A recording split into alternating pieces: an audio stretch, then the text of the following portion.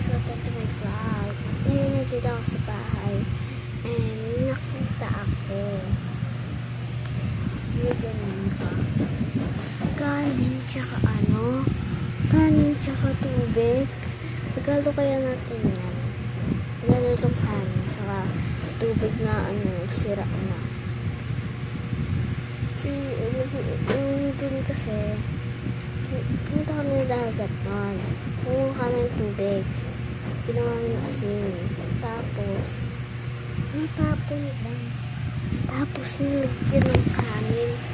Ang astig talaga yung kapatid ko niya. Pero hindi na kita ako sa inyo.